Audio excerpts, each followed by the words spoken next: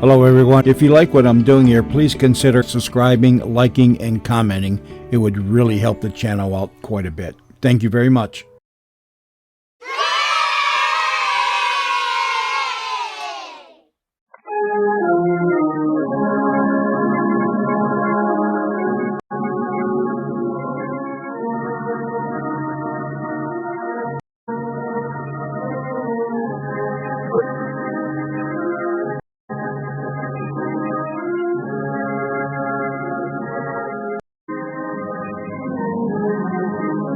The Columbia Network takes pleasure in presenting Orson Welles and the Mercury Theater on the Air in the second of a unique new summer series of 9 dramatic productions. The first time in its history that radio has brought to the country an entire theatrical institution. Columbia is proud to welcome Orson Welles to its roster of stars and to give him the opportunity of bringing to the air those same qualities of vitality and imagination that have made him the most talked of theatrical director in America today.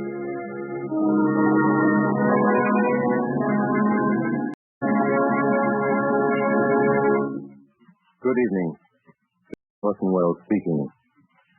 Once there was a small boy who asked his stepfather, who had written a number of books, please to write something interesting.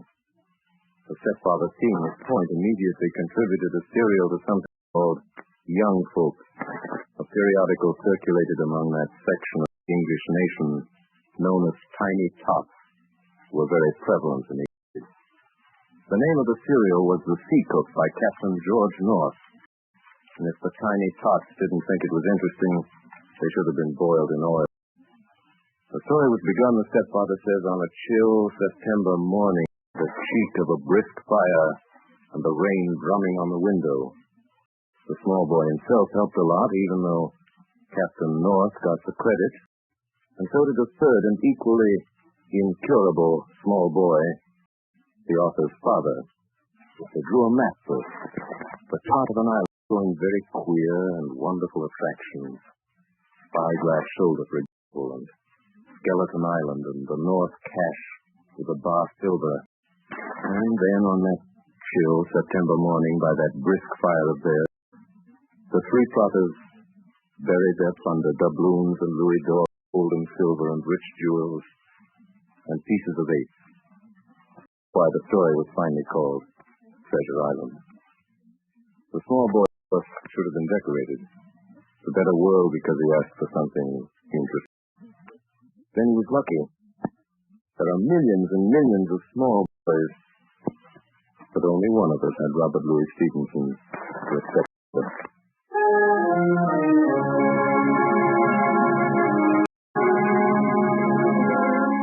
The Mercury Theater presents Treasure Island by Robert Louis Stevenson, with Orson Welles as Jim Hawkins, tells the story of Treasure Island.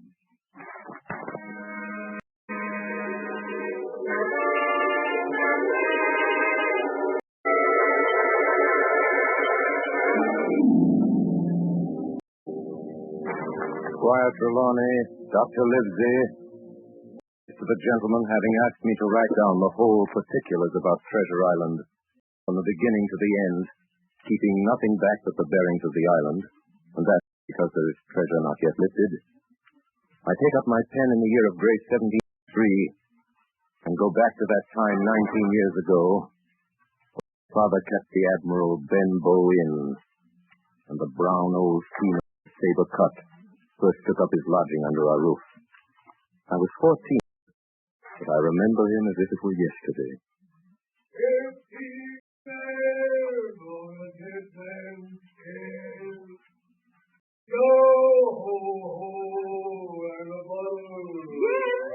Mother called me from upstairs. Yes, Mother. You said the man coming down the road. Go out and see what he wants. He came to the inn door, his sea-chest following behind him on the hand-barrow. A tall, heavy, nut-brown man, his tarry pigtail falling over the shoulder of his soiled coat, his hands ragged and scarred with black broken nails, and the face cut across one cheek, a dirty, livid white, singing that sea song that he sang so often afterward.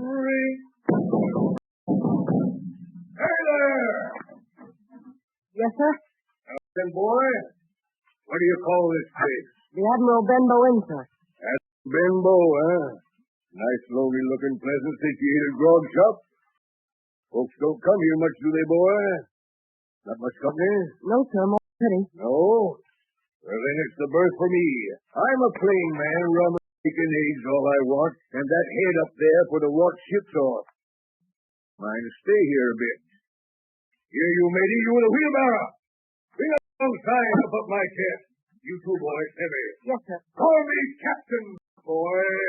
Captain. Yes, Captain. And just one thing more. Captain? You ain't seen him, have you? No, sir. Who do you mean? Along the road, maybe. You might seen him somewhere. You can't tell. Let me know if you do, boy. A seafaring man. Sir. With one leg. Yes, sir. Captain? Yes, Captain. Take the noggin of rum, boy. And so he came to live under our roof. We never knew his name. We called him the Captain. He was a very silent man by custom. All day he hung around the cove or upon the cliff with a brass telescope, staring out to sea. And every day when he came back from his stroll, he'd ask me the same question. Jim? Yes, Captain? Any seafaring men go by to along the road? No, Captain. And Jim, Yes, sir? you're a good boy, Jim. You wouldn't lie to me ever, would you, Jim? No, sir. You haven't seen him, have you, Jim? Jim, there's a silver popery for you on the of every month if you keep your weather eye open for a seafaring man with one leg. You let me know the moment you see him, won't you, Jim? A seafaring man with one leg.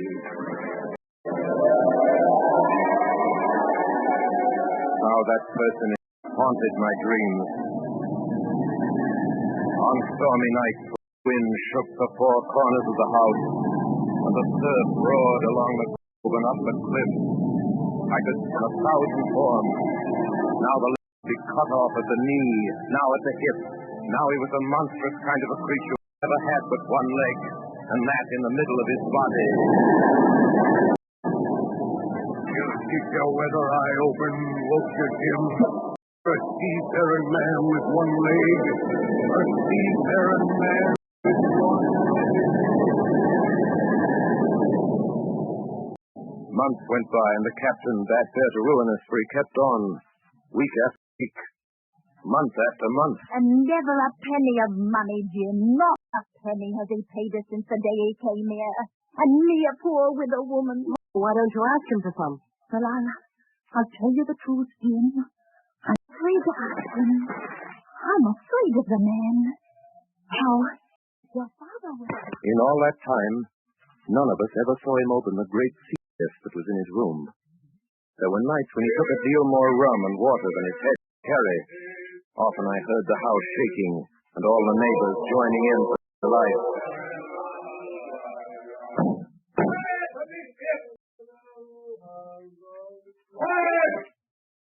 And he would force them all to listen to his stories.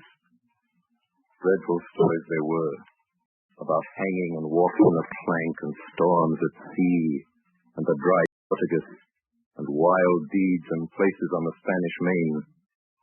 By his own account, he must have lived his life among some of the wickedest men that God ever allowed upon the sea.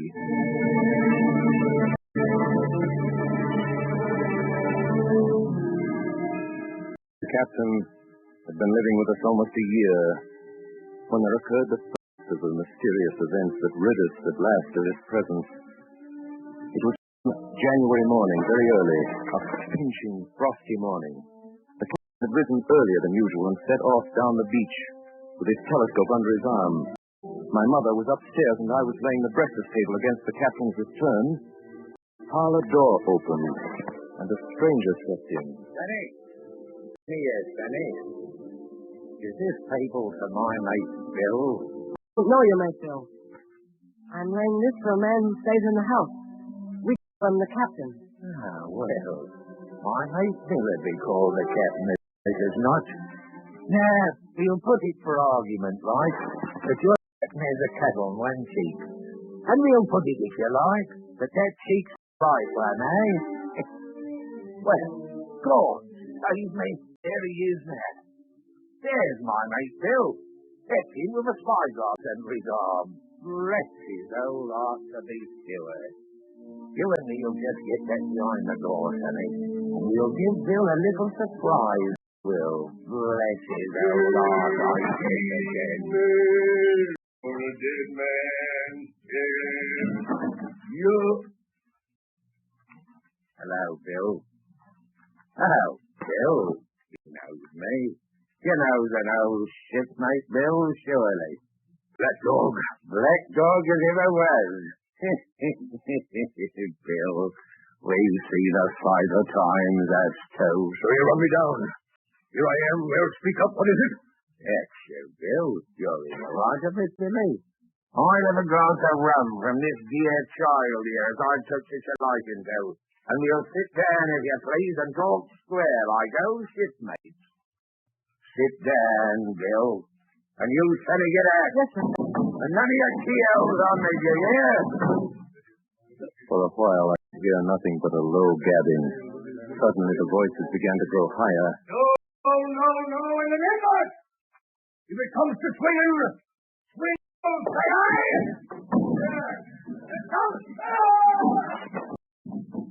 I saw Black Dog, streaming blood, run off down the road. Presently, the captain returned. Alone. Get me some rum. Captain, are you hurt? I must get away from here. Get away, that's what. I must get away from here. What's happened, Jim? What's happened? It's the captain, Mother. The captain? Oh, dearie me, what a disgrace. I've been afraid of something like this ever since he came into the house with that old chest of his. I got the rum and tried to put it down his throat, but his teeth were tightly shut and his jaws as strong as iron. An hour later, our friend Dr. Livesey came. Doctor, what shall we do? Where is he wounded, Doctor? Wounded? Fiddlestick's head. No more wounded than you or I. The man's had a stroke. Where's Black Dog? Black Dog? There is no Black Dog except what you have on your own back. You've been drinking rum, man, and you've had a stroke. Now, listen to me. One glass of rum a day won't kill you. But if you take one, you'll take another and another, and then you'll die. Die and go to your own place like the man in the Bible, and the world will be rid of a very dirty scoundrel. You understand that? The name of rum to you is death.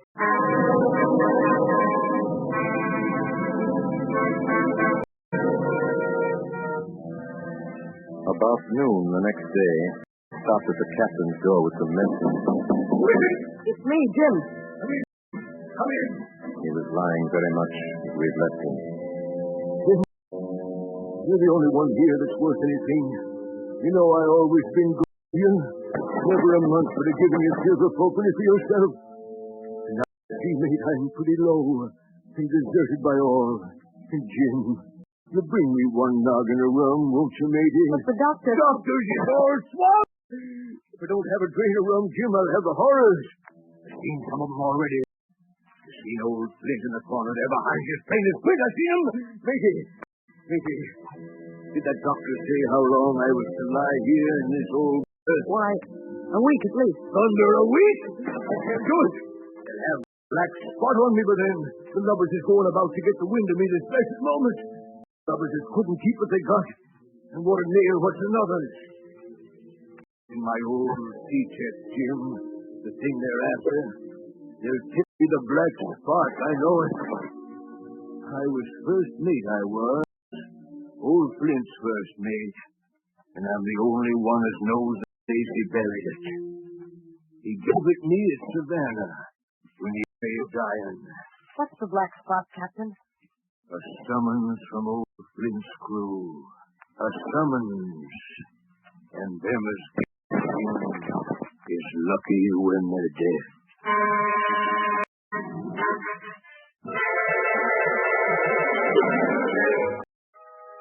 So, a week went by.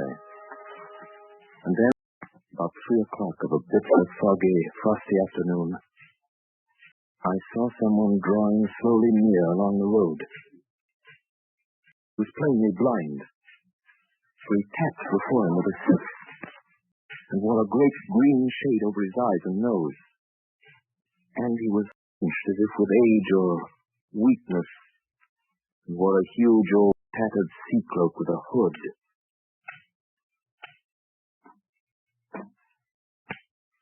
Kind Christian friends, take pity on a poor blind man that has lost the precious sight of his eyes in the gracious defense of his late country England, and God bless King George, wherever in what part of this country he may now be. You're at the Admiral Benbow Inn, sailor. Black Hill Cove. I hear a voice, a young voice. Did I miss me deadlights? Will you give me a hand, me kind young friend, and lead me into the cabin? Held out my hand, and the horrible, soft-spoken, eyeless creature gripped it in a moment like a vice. No, boy. Take me into the cabin. Upon my word, I dare not. You heard me. Take me in. Right. Will you take me into the cabin? Yes, sir. Good. And when I'm in view, say to him, here's a thing for you, Bill Bones. If you don't, I'll twist your arm right out of your body. Hear you? Yes, sir. That's a blast you. Forward, march.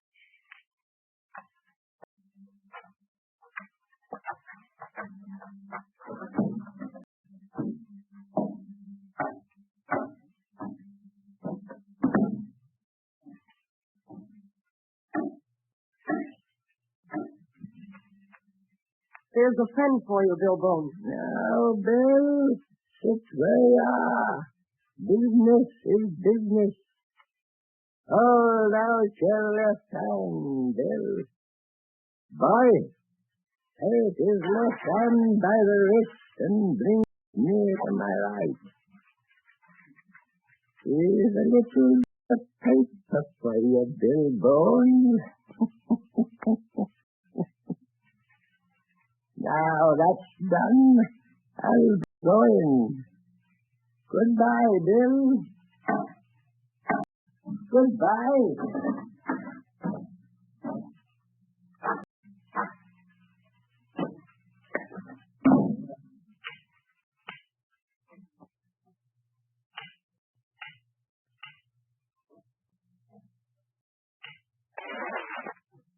Jim? Yes, Captain? What time is it, Jim? 10 o'clock. 10 o'clock. 10 o'clock. 6 hours. We'll gather them yet. You and Black Dog and Long John Silver. The whole crew of them will. Captain. Captain. Captain. Captain. The captain was dead, and there we were. My mother and I, a woman and a boy of 14, alone at night in the house with the dead captain's body on the park floor. He owes us money, he does. A whole year, never a penny from him. And me, a poor widow. But, Mother, if Black Dog comes back or the blind man... Oh, Black Dog, fiddlestick. There's something in that old chest of yours upstairs that's rightfully mine. And we'll have that chest open if we die for it. Mother. Don't you shut it. We don't want anybody watching us from the outside. We have to keep them home. Oh, look, Mother. Look. On the floor, close to the dead man's hand, there was a little round of paper, blackened on one side. The black spot. I took it up and found... You have till 10 tonight.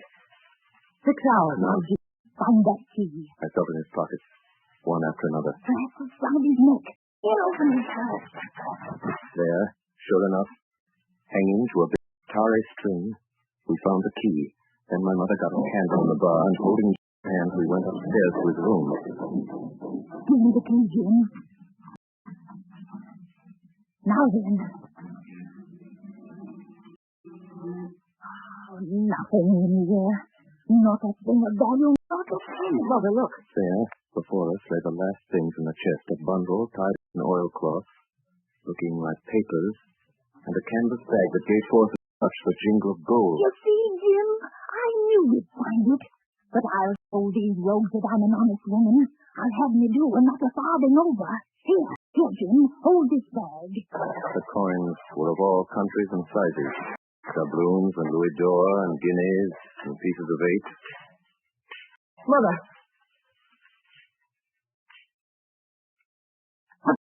Mother, listen.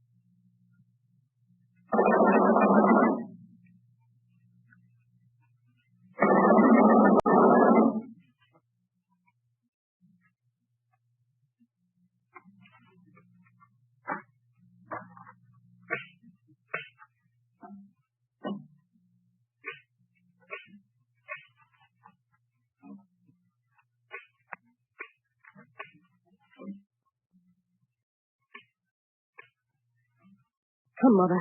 Mother, take the whole and let's be going. No, I'll have me do, Jim, and no more. But, Mother, you heard him.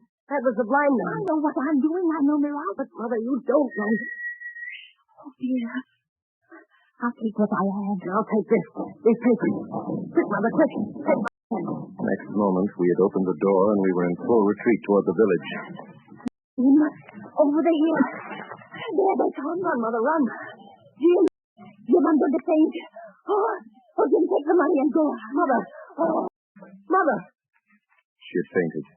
I managed somehow to drag her down the bank into the shadow of the ditch. A moment later, the house was surrounded. Bones! Bones!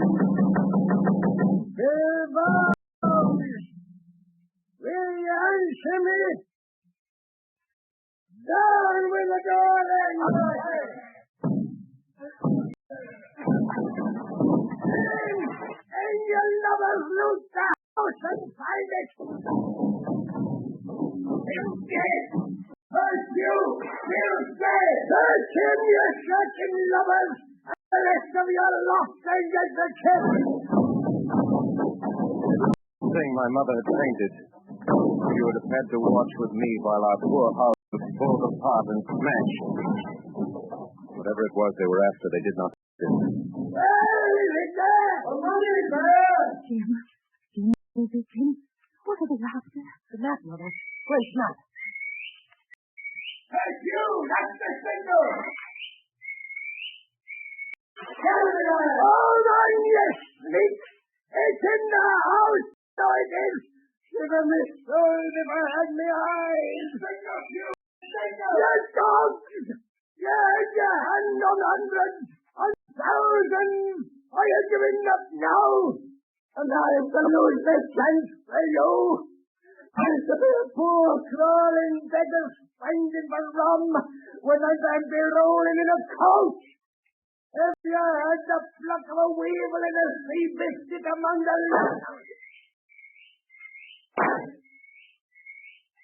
that's the last thing I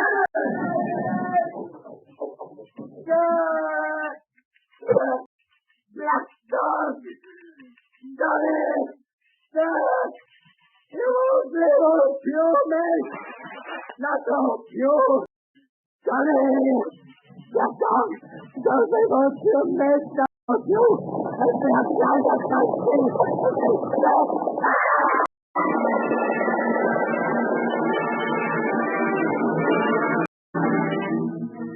When they picked him up where he lay in the road on his side, Hugh was stone dead. The horsemen, as it turned out, were revenue officers. They took my mother to a neighbor's house. Well, Hawkins, they got the money, you say? Well, what fortune were they after? Money, I suppose? No, Sergeant. Not money, I think.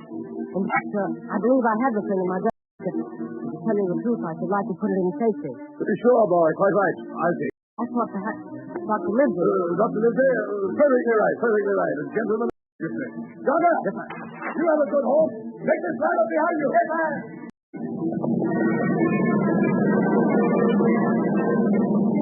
We rode hard all the way till we came to Dr. Lizzie's door.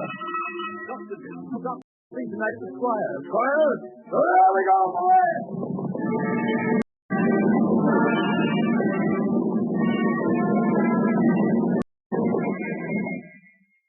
We'd arrived at the Squire's. He rose to meet us, very stately and condescending. Come in, gentlemen. Good evening, Squire. Good evening, Dr. Livesey. Good evening to you, friend Jim. What good wind brings you here? Then I stood up, straight and stiff, and told my story. You've heard of this Captain Flint, I suppose, Squire? Heard of him? Heard of him, you say? He was the bloodthirstiest buccaneer that sailed. Blackbeard was a child, the Flint. The Spaniards were so prodigiously afraid of him, sir, that I tell you, I was sometimes found he was an Englishman. What interests me is, had he money? Money? What were those villains after but money? Well, that we shall soon know. What I want to know is this. Suppose we have here some clue to where Flint buried his treasure. Will that treasure amount to much? Amount, sir? Will amount to this? If we have the crew we talk about, I fit out a ship in Bristol dock and take you and Hawkish here along, and I'll have that treasure if I search a year. Oh, very well. Now, if Jim is agreeable, we'll open the packet. A map of an island, with latitude and longitude, and writing. The 23, high glass shoulder, bearing a point to the north of the east. Skeleton Island, southeast by east, 10 feet. The bar silver is in the north cache. Listen, you'll give us this wretched practice at once. Tomorrow, I start for Bristol. In 3 weeks' time, 3 weeks, 2 weeks, 10 days, we have the best, sir, and the choicest crew in England. Hawkins shall come as cabin boy. You live ship's doctor. I am admiral. I'll go with you, Squire, so will Jim, and credit to the undertaking. There is only one man I'm afraid of. Who's that? Name the Lord, sir. You, sir, for you cannot hold your tongue.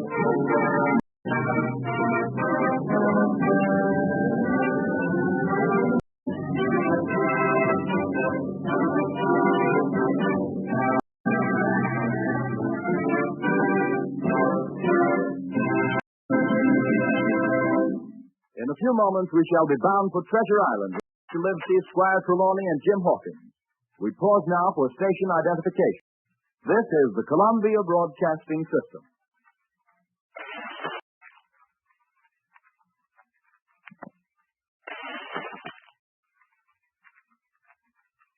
WABC, New York.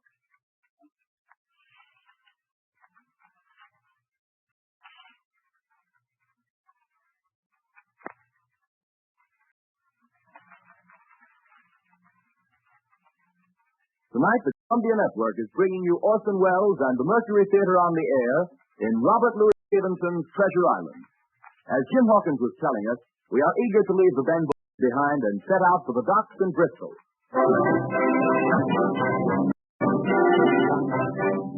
it was longer than the Squire imagined ere we were ready for the sea. Weeks passed on, then one fine day there came a letter from the Squire, from Bristol. Dear Livesey, the ship is bought and fitted. She lies at anchor ready for sea. It was the crew that delayed me, till the most remarkable stroke of fortune brought me the very man that I required. I was standing on the dock, when by the merest accident I fell in talk with him. He had hobbled down there that morning with a parrot on his shoulder, to get a smell of salt, he said. Out of pure pity, I engaged him on the spot to be ship's cook. Long John Silver, he is called, and he's lost the leg. Well, sir, I thought I had only found a cook, but it was a crew I'd discovered. Between Silver and myself, we got together in a few days a company of the toughest old folk imaginable. I declare we could the frigate. Seaman ho! Bring the treasure! It's the glory of the sea that has turned my head! On the 16th, schooner Spaniola set sail from Bristol Harbor. It's more than 19 years ago, but I can remember it as if it were yesterday. Me and my new blue cabin boy. 19 years ago. Leaning over the waving goodbye to my mother, and doing my best not to cry. So at the last moment, it felt hurt to leave her, and it was the first time I had been away from home. A little before noon, Captain Smollett gave an order. Soon the act was short up. Soon the sail began to draw, and the land and shipping to slip by on either side. The Hispaniola had begun her voyage to the Isle of Treasure. Hi there, boy!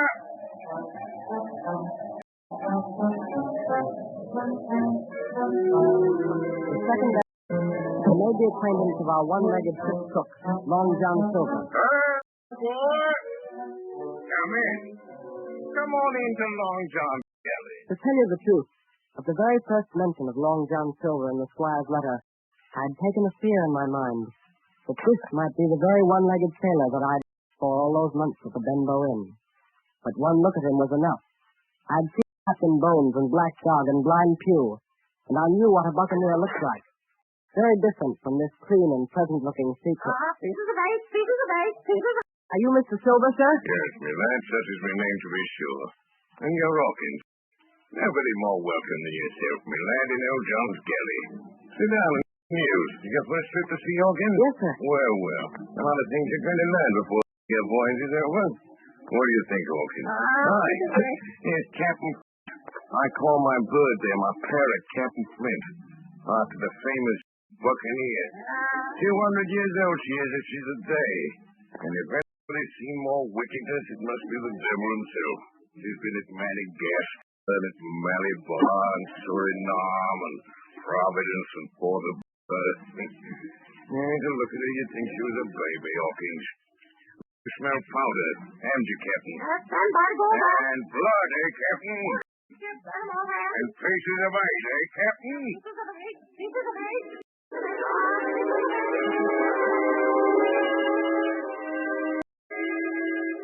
The voyage was fairly prosperous. At the end of the third week, we left Madeira behind us. The ship proved to be a good ship. The crew seemed capable seamen. There was only one man aboard who was not satisfied. It was the ship's master, Captain Smollett. I'll speak plain. I don't like it. I don't like this crew. I don't like the men. I don't like the officers. That's short and sweet. But nobody paid much attention to him. Every man on board seemed well content. Double grog was served on the least excuse. Duff on odd days. And always a barrel of apples standing broached in the waist for anyone to help himself that had a fancy. Never knew good come of it yet. Oil folks' lands make devil. That's my belief. We're not over again yet. But good did come of that apple barrel. It was about the last day of our voyage. Sometime that night, or at latest before noon of the morrow, we could sight the treasure island. Just after sundown, when all my work was over, I thought I should like an apple. And on deck, the watch was all forward, looking out for the island. I went into the apple barrel. Suddenly, I heard voices on deck. Look here, Long John. How long have you got to stand off and on like a blessed dumbbell? Boy, send it off to come into that cabin, I do. I want their pickles and wines in there. The last moment I can manage, and that's how long. How many tall ships think you have I seen laid aboard? And how many glads drying in the sun at execution dark and all for the same hurry and hurry and hurry? Here's a first-rate seaman, Captain Smollett. Sails the blessed ship for us. We're all sea aboard here, I see. Oh, folks will answer me. I know the sort you are. You're never happy till you're drunk. Oh, Long John. Well, I know where this treasure is. Do I know more than you, says you. Here's this squire and doctor with a map and such. Well, then, I mean this squire and doctor shall find the treasure for us and help us to get it aboard by the powers after that. After that, what will we do with them, John C., but after that? Well, what would you think we does with them? Put them ashore like maroons? Or cut them down like that much pork? Duty is duty, mate. Wait, what I says. But when the time comes, why, let her rip. Land ho! What's that?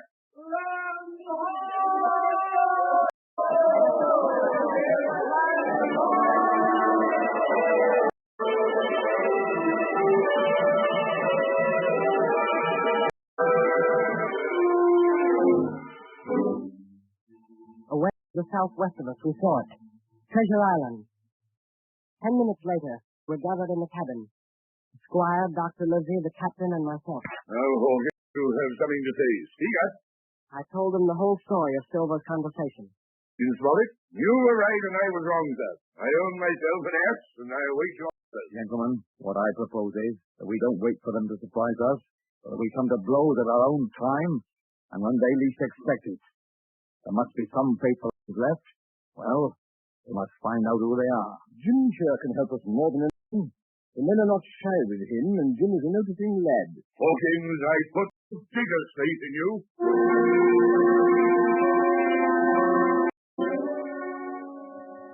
In the meantime, talk as we please, there were only 7 out of 26 on whom we knew we could rely. And of these 7, I was a boy, so that the grown men on our side were 6 to their 17. Next morning, the heat was sweltering, and the men grumbled fiercely over their work. Mutiny of the plane hung over us like a thundercloud. Around noon, Captain Smoke came up on deck. Alex! That odd day, we're all tired out of sorts. A quick turn of sword will hurt nobody. Or you can take the king. And as many as these, they go ashore for the afternoon.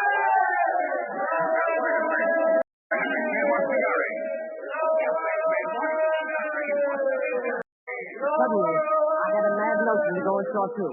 In a jiffy, I slipped over the side and curled up in the foresheets of the nearest boat. No one took notice of me. The crews raced for the beach. No sooner had we touched shore than I leaped out and plunged into the nearest thicket. Behind me, I could hear John Silver's voice. Hey, Jim. Give me, boy. Jim.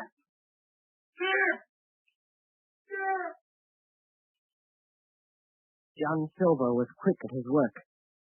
Faithful members of the crew were murdered on the island that afternoon. Only an hour after we landed,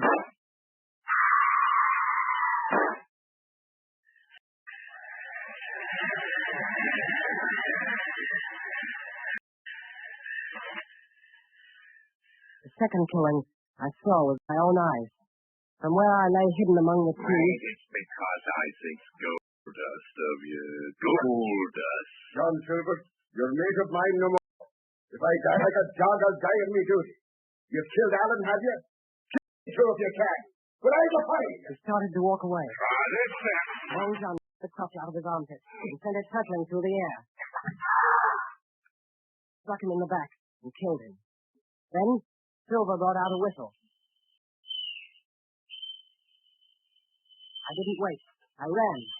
I ran as I never ran before.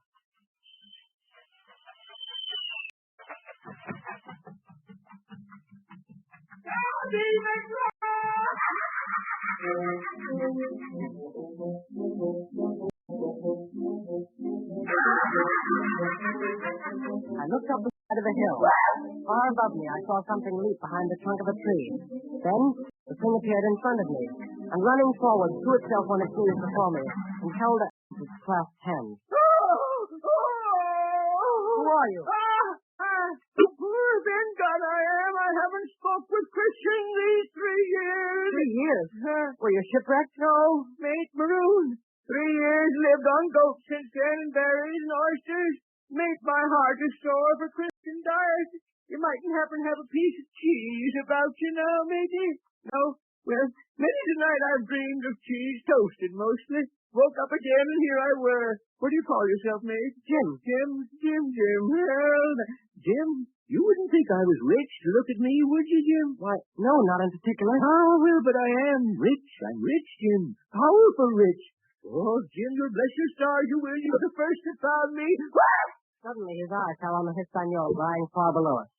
Between it and the land was the jolly boat, with 5 men moving toward shore. But I could not tell if they were our men or the mutineers. Jim, tell me true. That ain't Flint's ship? It's not Flint's ship, and Flint is dead. There are some of Flint's cans aboard. Worse luck for the rest of us. Not a man with one leg.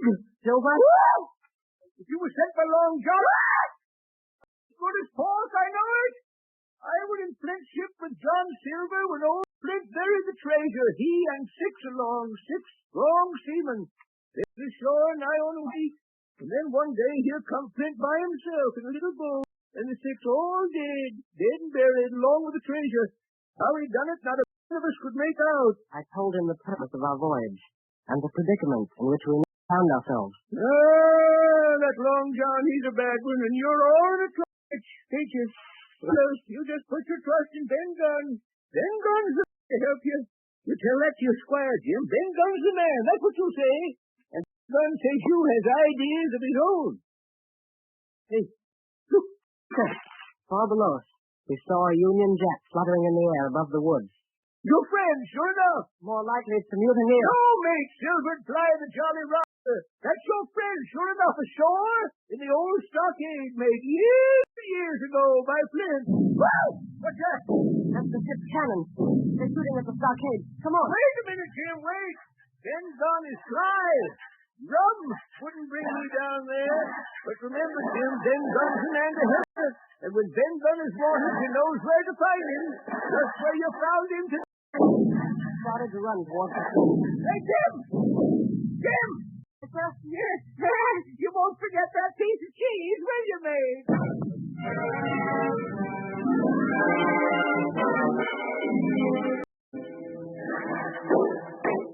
There! Hey, don't shoot, it's me! Who's me? Me, Jim! Jim Hawkins! A moment later, I was over the stockade among my friends. And soon afterwards, the firing ceased. The mutineers were saving their powder. The stockade was a good place, 6 feet high. We could have held it against a regiment. I told Dr. Livesey and the squire about Ben Gunn.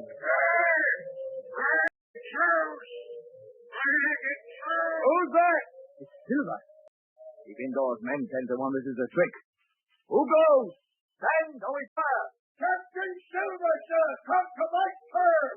Captain Silver, fire, you black-hearted. Fire, sir. Fire. You wish to talk to me, you can come, and that's all. If there's any treachery, it'll be on your side, and the Lord help you. That's enough, Captain. A word from you is enough.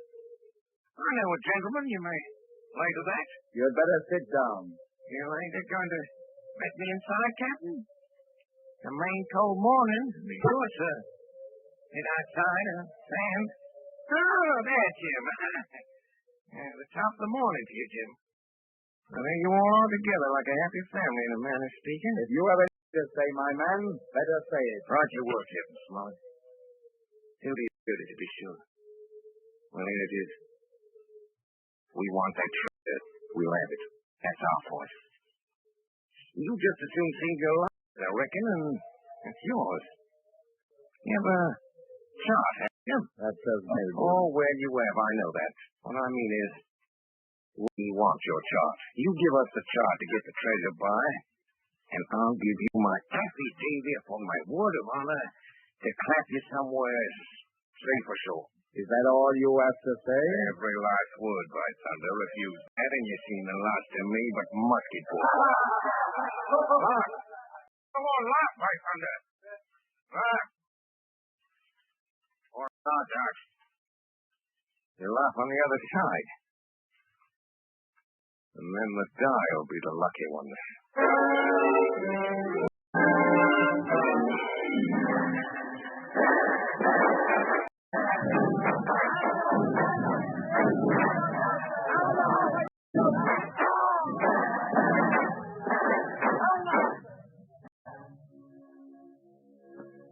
Later, nothing remained of the attacking party but the 5 who had fallen.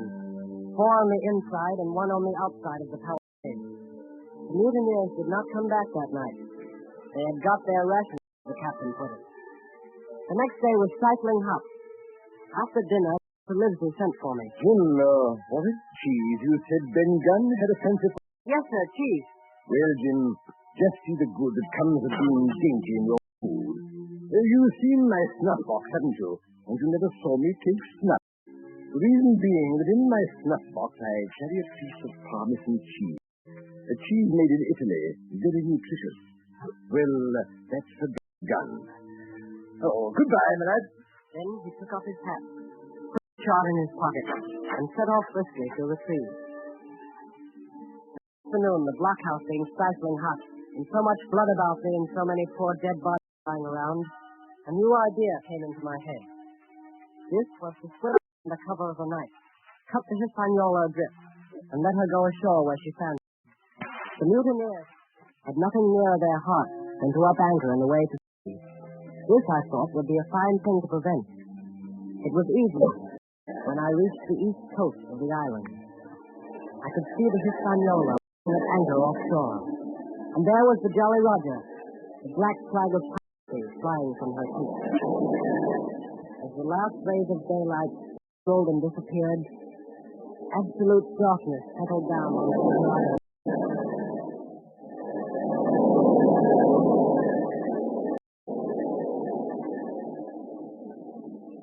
The next night, I was on land. I was proud of myself, and with good reason. I had grounded the Hispaniola, beached her up tidily in the North Inlet, with no harm done, safe from the mutineers. I had no trouble finding the stockade. Coming in from the shore, keeping close in shadow where the darkness was thickest, I crept toward the block. Now go!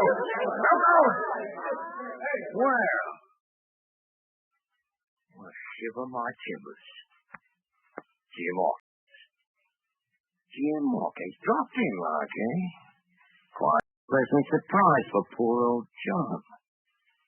Well, I've always liked you. I have, Jim, for a lad of spirit and the picture of myself when I was young and handsome. I always wanted you to join my camp, and now my cock you've got to. You go back to your own lot. Where are they? Now, where do you think, my son? Have you killed them? What do you think? Well, I'm not such a fool, but I know pretty well what I have to look for. But here's a thing or two I have to tell you. And the first is this. Here you are in a bad way. Ship lost, treasure lost, men lost. And if you want to know who did it, it was I. I was in the apple barrel the night we sighted land. And I heard you, John, and you, Dick Johnson. Told every word you said before the hour was out. I no more fear you than I fear a fly. Oh, but what did that near go, you sneaking son of a crap? So would I! Who are you? Tom Morgan? Maybe you thought you was Captain here, Fred. Thomas and I killed a boy. Do any of you gentlemen want to have it out with me? Him that wants it, get it. You won't fight? You won't fight, then by time you'll obey. You may lay to it. I like that boy now. I never seen a better boy than that. There's more man than any pair of rats of you in this here house. And what I say is, let me see him that'll lay a hand on him. That's what I say. And you may lay to it. Well, you got a lot to say. Pipe up and let me hear it. Yeah. What? We got something for you, John.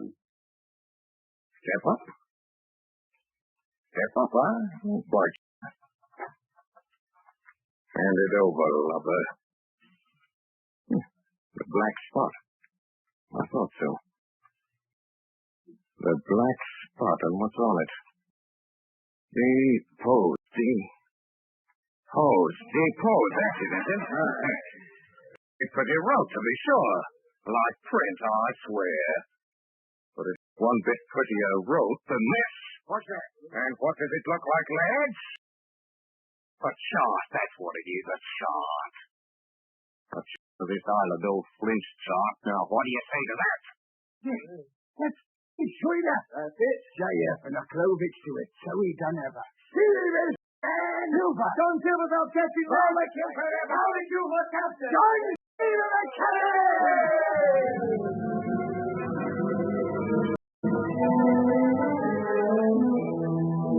That was the end of the night. Only much later, I woke up suddenly and felt someone beside me. Jim. Jim, my boy. Yes, Long John? I think you like you tonight, Jim. You and me must stick close, Jim. Back to back like in case of trouble. And, talking of trouble, Jim, why did those friends of yours leave that shop behind? When they cleared out of here, they did it, though, huh? I was here this morning and found the place empty, and the chart lying there on the table where I couldn't miss it. And there's something under there. Something under there, Jim. Good or bad.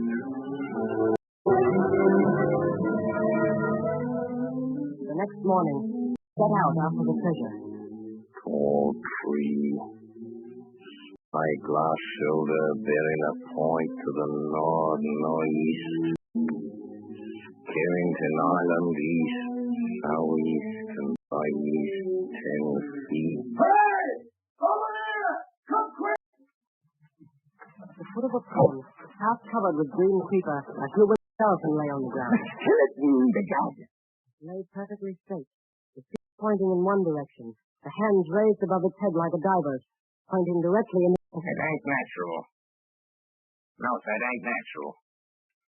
Well, that's odd of a notion in my old numbskull. Here's the compass. That's the tip-top point of Skeleton Island, sticking out there like a tooth. Just take a bearing, will you, along the line of them bones. East, southeast, and by east. Yes, sir. I thought so. The pointer. Right up there's our line for the pole star and the Jolly Dog. This is one of Flint's jokes, and no mistake. And these six was alone here. He killed them, every man. And this one, he hauled up here and laid down by the compass. Yes. 6 they were, and 6 are we. And bones is what they are now. Oh, so he's dead, old Flint. Very light with penny pieces on his eyes. Dead eyes, sure enough, he's dead. But he never spirit walked in the Flint. Dear heart, for he died bad, did Flint. Oh, that he did. Main off it were, and the windy was open. I hear that old song is coming out clear as a bell, and the death all on the narrow river.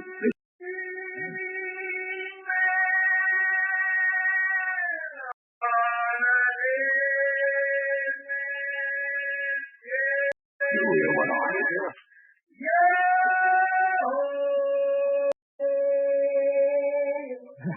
Flint, begad. Oh, Flint. Oh, Lord.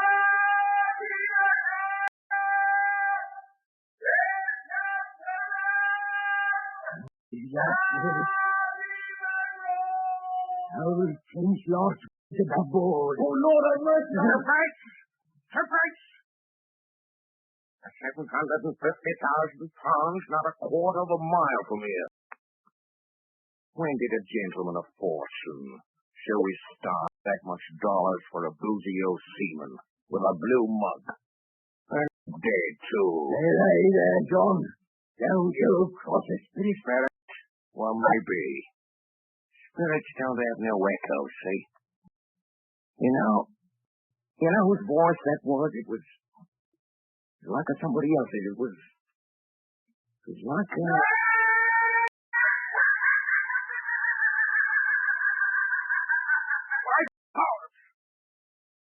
Ben Gunn. Aye. So it were. Ben Gunn it were. Oh, never mind Ben Gunn. Dead all along. Never mind it.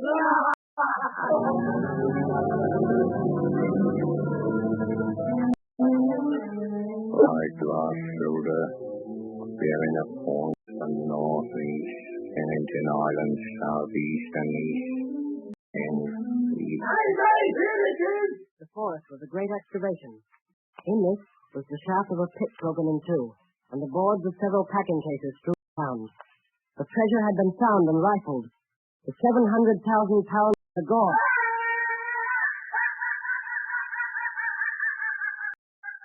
We turned and saw above us on the edge of the pit Ben Gunn, Dr. Livesey, Gray, and the Squire, all with muskets. The doctor's plan had worked. The pirates had fallen into his trap.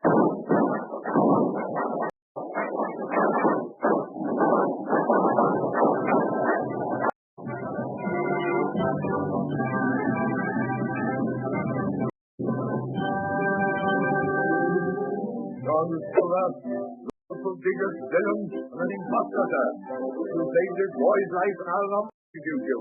But the dead men, sir, hang about your neck like no. Thank you kindly, sir. I dare you to thank me. It is a dereliction of my duty. Stand back!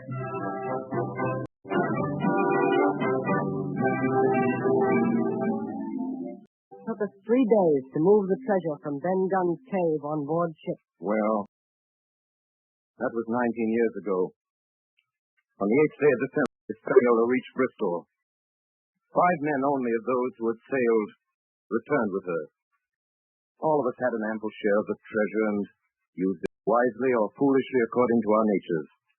Captain Smollett is now retired from the sea. As for Ben Gunn, he got 1,000 pounds which he spent or lost in 19 days, for he was back begging on the 20th. Silver vanished on a voyage one night off the coast of Mexico. We heard no more of him. The bar Silver and the arms still lie, for all I know, where Flint buried them. Certainly they shall lie there for all of me. Oxen and wing ropes would not bring me back again to that accursed island. And the worst dreams that I have are when I hear the surf booming about its coast, or start upright in my bed, with the sharp voice of Captain Flint still ringing in my ears. These are the mates! These are the mates! These are the mates!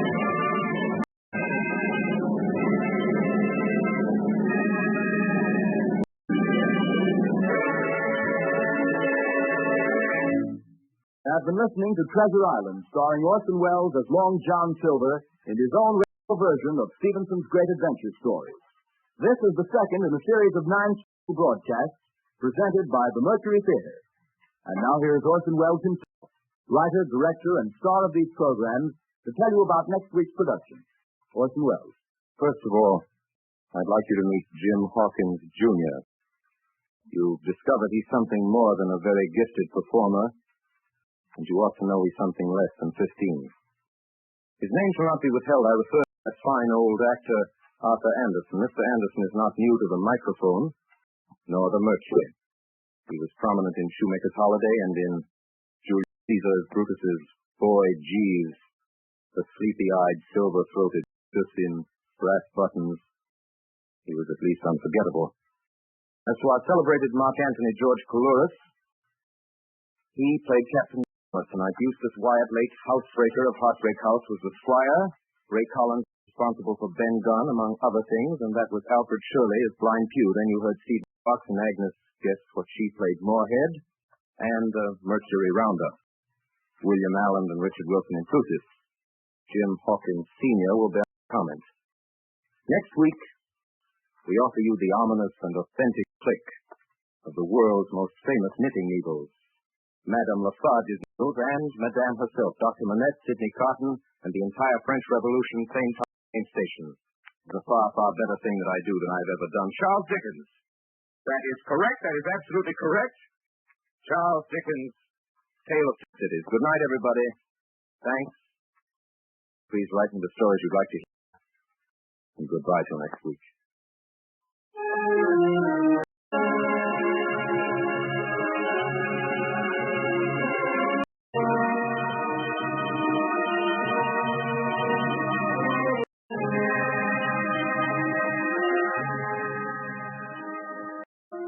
Remember, 9 o'clock Eastern Daylight Saving Time next Monday night for the Mercury Theater on the Air with A Tale of Two Cities by Charles Dickens. On tonight's production, Bernard Herrmann composed the original music and conducted, and Jason Taylor supervised for the Columbia Network. Dan Seymour speaking. This is the Columbia Broadcasting system.